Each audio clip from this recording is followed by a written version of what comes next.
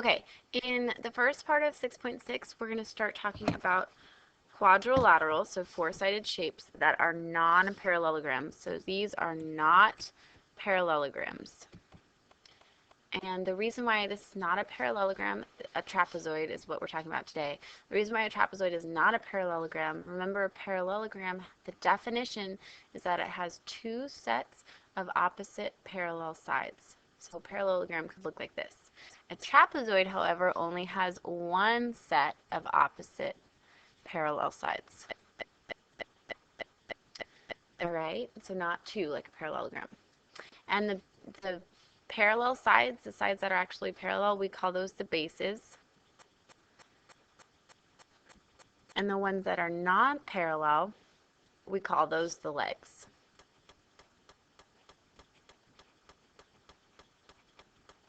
All right.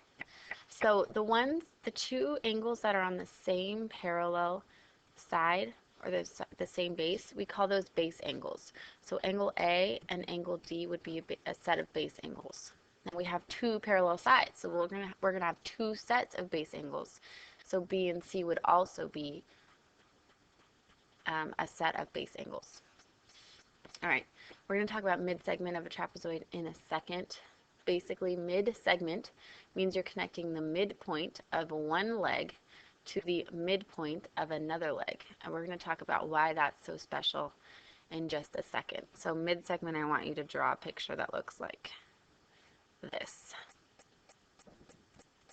The tick marks show that this is one midpoint, and those tick marks show that this is the midpoint, and then you connect it, and the mid-segment is that middle line. So I want you to draw an arrow. All right. Now, another thing we're going to talk about is an isosceles trapezoid. Isosceles. We've heard this word before. We heard about it when we were talking about triangles. An isosceles triangle has two sets of congruent sides. And remember, if those two sides are congruent, that means that those opposite angles are going to be congruent. We have the same thing with a trapezoid. A trapezoid, the isosceles, the two sides that are congruent, will be the legs. So if you see tick marks on the legs, that shows you it's an isosceles trapezoid because it has two congruent sides.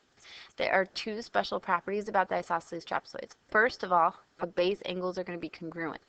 Remember, base, we said were A and D. They're on the same parallel side. So that means if we have an isosceles trapezoid, angle A will be congruent to angle D, and angle B will be congruent to angle C. Now, something that's also special about a trapezoid is what happens to the leg angles, the angles that are on a leg. If we have parallel sides, that means that these two are same side interior angles. So the leg angles are going to add up to be 180 degrees. They're supplementary. So these ones are going to be congruent, and the ones that are on the legs are going to add up to be 180. Okay. The other thing that's important about a trapezoid are the diagonals. If you draw the diagonals, they're going to be congruent. So in this case, it would be AC would be congruent to BD. All right? So first thing we're going to do is we're going to dissect the isosceles trapezoid a little bit more, and then we'll go into the midsegment. So for number one, it says, is this an isosceles trapezoid? If so, how can you tell?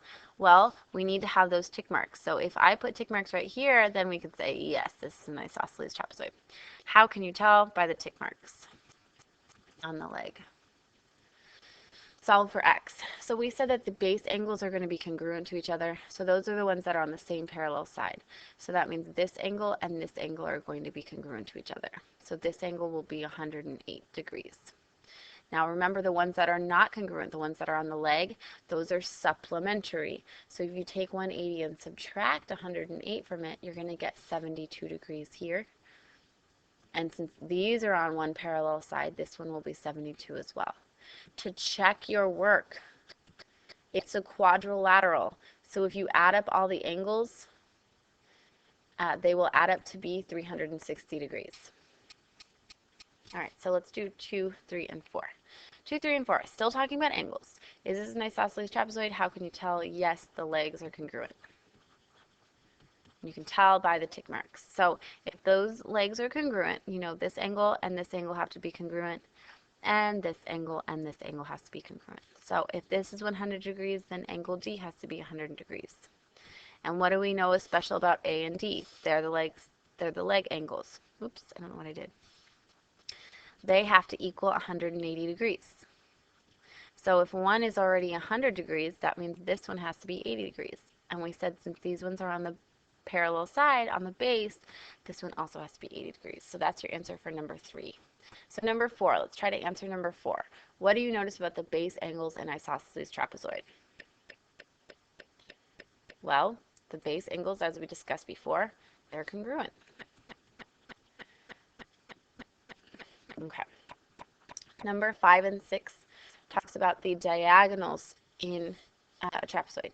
So remember, the diagonals are congruent. So that means KJ is going to be congruent to FM. So if I tell you FM is 7.6, that means KJ also has to be 7.6. That's one type of question I can ask you. I can make it a little bit harder for you.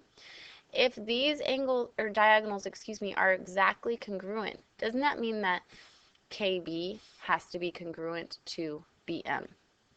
Yeah, it does. And doesn't it mean that FB has to be congruent to BJ? Yes, it also does. So we can put tick marks on there to show that. Because in the second question, it tells you that KB is 21.9. So we know this yellow part is 21.9. So that means that this part has to also be 21.9. They tell you MF, this whole thing is 32.7, and they want you to figure out what the rest of it is. So if the whole thing is 32.7, and we know part of it is 21.9, all you guys have to do is subtract, and that gets you this length of FB. All right, reflection number 2. Can the bases of a trapezoid be congruent? If so, why or why not, and explain. So the bases, remember, the bases are the ones that are parallel. So if they are parallel and congruent, can we draw a trapezoid? No. If you connect these lines, this is going to turn out to be a parallelogram. This is one of the reasons that we have, one of the conditions to prove it's a parallelogram. So you say no, because it would make a parallelogram. Okay, moving right along. We're still talking about isosceles trapezoids. This time they want you to solve for A to make PQRS, PQRS an isosceles trapezoid. So right now they don't have the tick marks, but they want you to solve so that this angle will be congruent to this angle. If these two angles are congruent, then it has to be an isosceles trapezoid because that's one of the properties. So what you're going to do is you're going to say a squared plus 27 equals the 2a squared minus 54. So we get to do some algebra on this one. We're first going to subtract an a squared, get the variable on the same side, and then isolate. So add 54 to this side. So then you're going to get a squared equals 81. And then you square root. And remember, the exponent is 2, so you're going to have two answers. You're going to have a equals plus or minus 9. A equals a positive 9 or a negative 9. And that's because a negative 9 times a negative 9 will still get you a positive 81. Now, regardless, if you plug a into any of these answers, you're still going to get the same number. So if you plug in positive 9 or negative 9 into angle S, because that's what we're solving for in number 8, we get a squared is 81. What's a negative 9 times negative 9? Still 81. So either way, you're still going to get the same answer. So we're going to take 81, which is 9 squared, times 2, subtract 54 from it.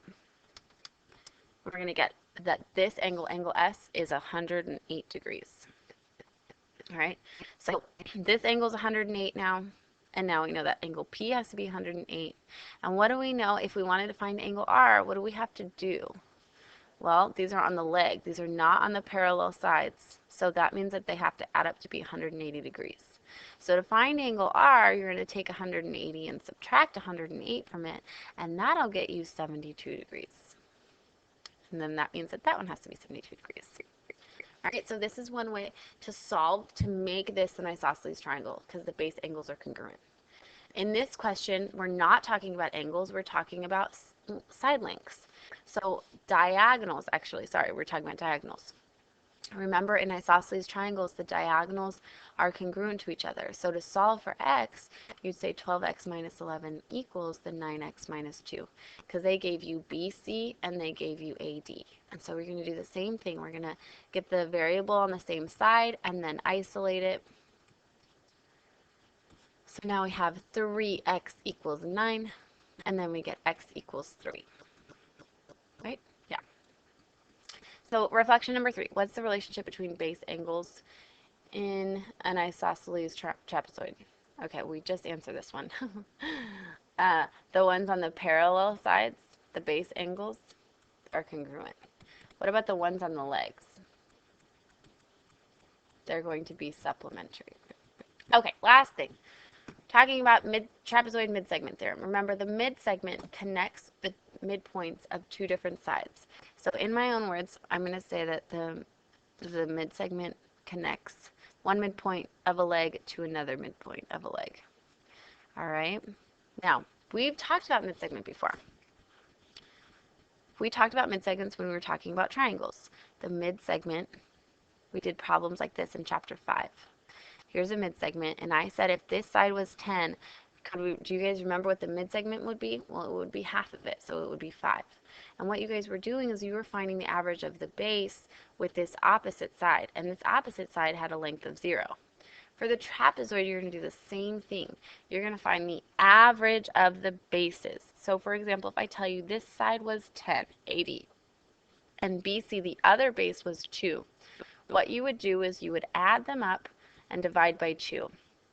And that would get you 6. So the midsegment is 6. So in my own words, I think the easiest way to explain it is to say that the midsegment is the average of the bases. And how I like to write it as a formula, because you know me, I like my math. So I like my formulas. The average is when you just add them up and divide it by 2. So I would write down that the formula is midsegment equals base 1 plus base 2 divided by 2. Midsegment. All right, so for number 11, they're asking us to find the midsegment. So we're going to use that formula. Add up the bases. You know which ones the bases are because they're parallel. And divide it by 2. And that's going to get you what the midsegment is. 12 is different from 11 because they gave you the midsegment, but we can still use the formula. This time we know that the midsegment is 16.5, and to get it, we would add up the bases, right? Well, the bases, we know one is 25, and we don't know what the other one is. We're still dividing it by 2.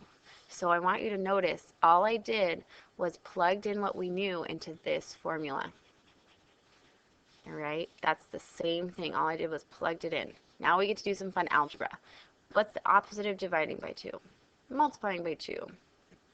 So now you'd get 33 equals 25 plus b.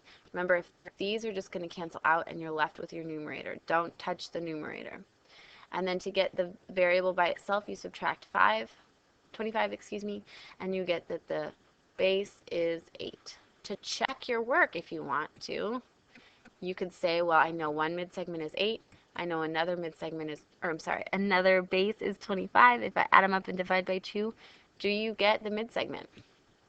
If you don't, then you did something wrong and you need to go back and correct your work.